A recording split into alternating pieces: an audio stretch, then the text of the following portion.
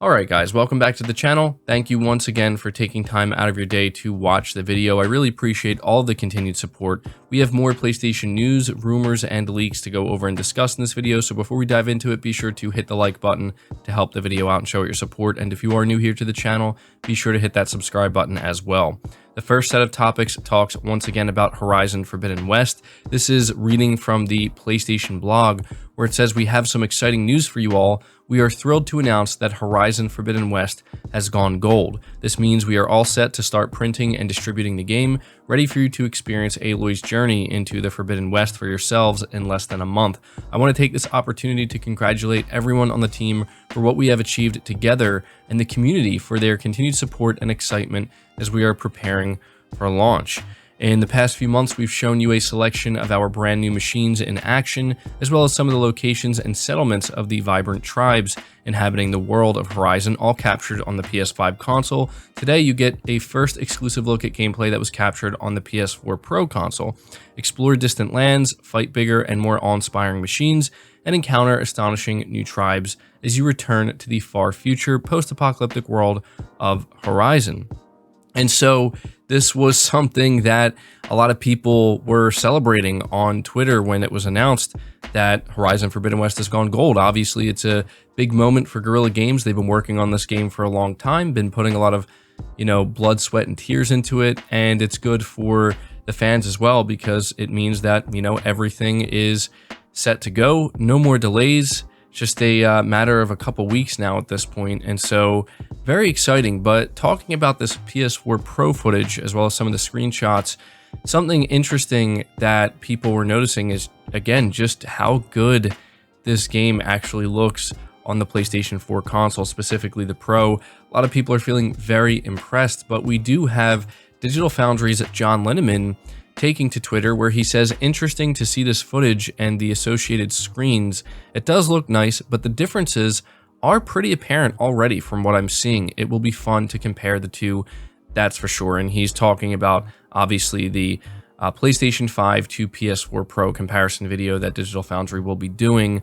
And so, John Linneman is basically saying that, yeah, when you stack these two up together, as of right now, you can see some of the distinct advantages that the PS5 has. But I don't think that he's saying that to downplay the PS4 Pro version, because I can tell you right now, as somebody who is planning to play this game on the PS5, I'm still very much impressed with what Guerrilla Games is able to still do with the PS4 Pro hardware, right? So yeah, just wanted to let you guys know about this. Horizon Forbidden West is gold, and we have our first PS4 Pro footage. But continuing to talk about Horizon Forbidden West, we have an interesting article from Push Square where the title reads, "Horizon Forbidden West is reportedly about as long as Horizon Zero Dawn.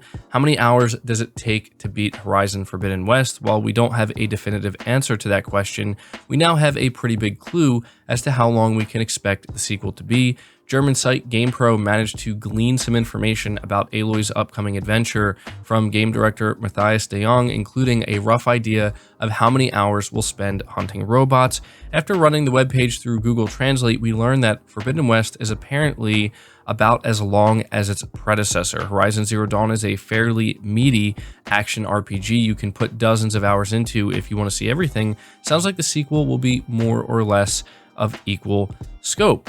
So the publication went a step further and pulled some data from how long to beat. According to the site, Horizon Zero Dawn takes on average about 22 hours to finish the main story, 44 hours if you also include side quests, and 60 or more if you do absolutely everything. By the sound of it, we can expect Forbidden West to be approximately the same. So yeah, this was something that I wanted to be sure to share with you guys, because if you're wondering, how long it's going to take to complete Horizon Forbidden West, if you're looking to just do the main story, probably around 20 to 25 hours. If you're looking for the main story and side quests, probably between 40 and 45, and then 60 plus for everything. Although I could see it taking hundreds of hours for some players who just really want to explore every nook and cranny of this world. We're moving on to the next topic, though, which talks about Uncharted, and specifically what Naughty Dog is saying about the future of Uncharted. So reading from Gaming Bolt, it says, "While there's no definitive word yet on whether there will be a new game or how long of a wait it'll be until that happens, we have Naughty Dog's Sean Eskag, creative director on The Lost Legacy, recently saying in an interview with Games Radar that Uncharted is a franchise that the studio loves and something that Naughty Dog wants to see more of. I think we can say for certain that we can never say never, as Keg said when asked if Naughty Dog had considered going back to Uncharted.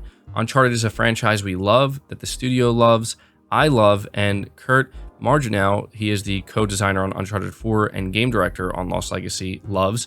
It's a world we want to see more of, so I can certainly say that. Again, that's far from a concrete answer, but it's certainly in line with what the studio's position on Uncharted has been of late.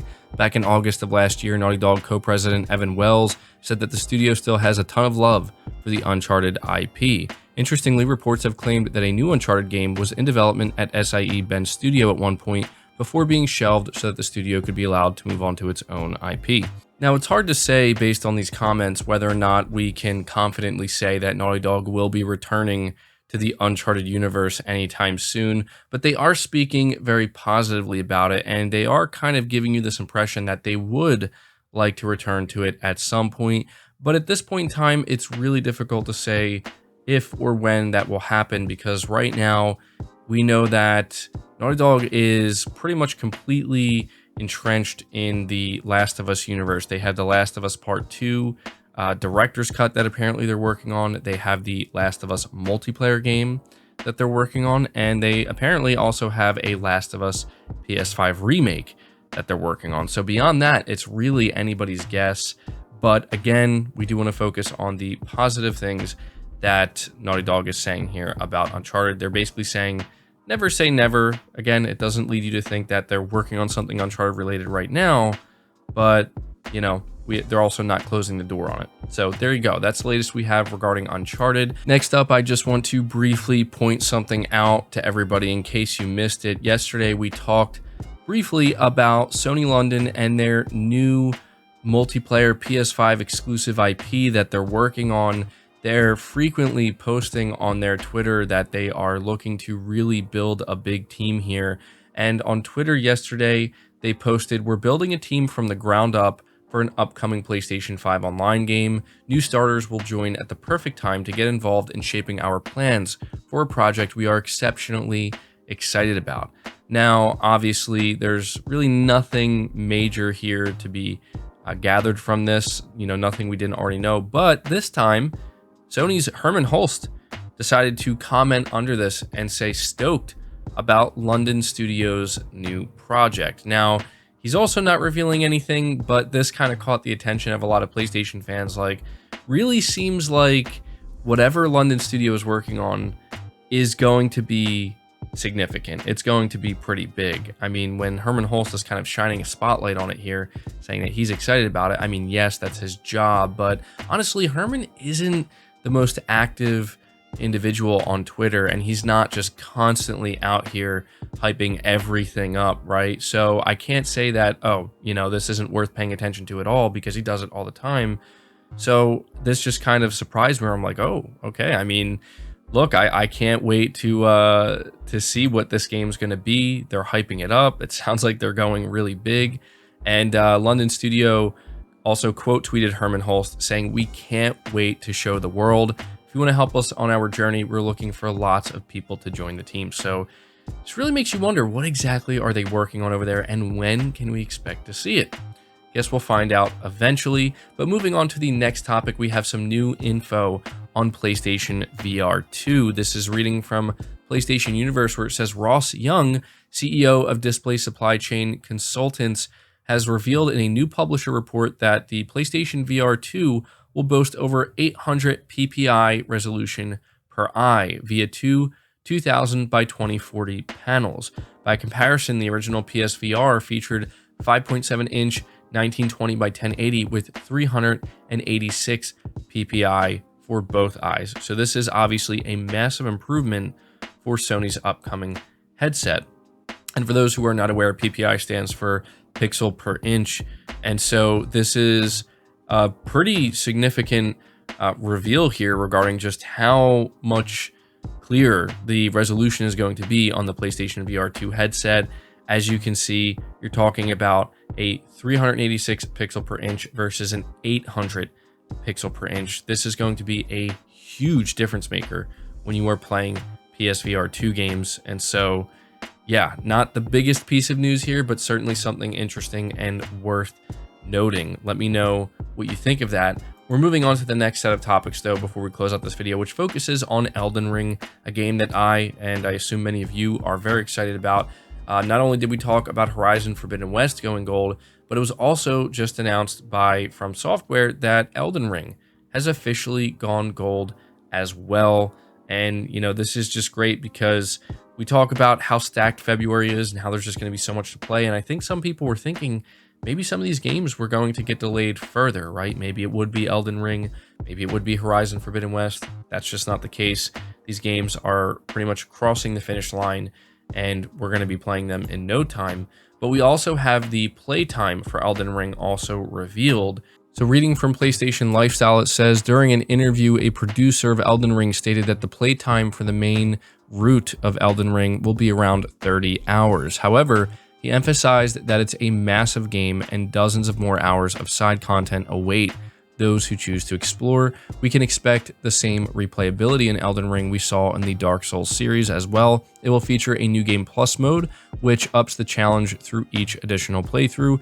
Additionally, the producer says that it's impossible to get 100% completion on one playthrough since there are branching paths near the end, forcing the player to take one of several routes. So there's actually a comparison here as well. It says to compare, here are the average completion times for Dark Souls games from how long to beat. So Demon Souls, the main game plus extra, is about 32 hours. For Dark Souls, main and extra, 61 hours. Dark Souls 2, main and extra, 63 hours. Dark Souls 3, main extra, 56 hours. Bloodborne, main extra, 44 hours. And Sekiro Shadows Die Twice, main and extra, 42.5 hours. So it sounds like this will certainly be in line with that. But again, just like we talked about with Horizon Forbidden West, most people who are really excited for these games are likely going to sink in way more time than 20, 25, 30 hours. A lot of people are probably going to go up there to 80, 90, 100 plus hours, and some even well beyond that, putting hundreds of hours into these types of games. So there you go. That's the latest info I have for you on Elden Ring. And that's going to do it for this video, guys. I hope you did enjoy it. I hope you did find it informative. Again, if you did, leave it a like, subscribe if you're new, hit the bell notification icon, and feel free to share this video out on top of all that. But until next time, guys, take care.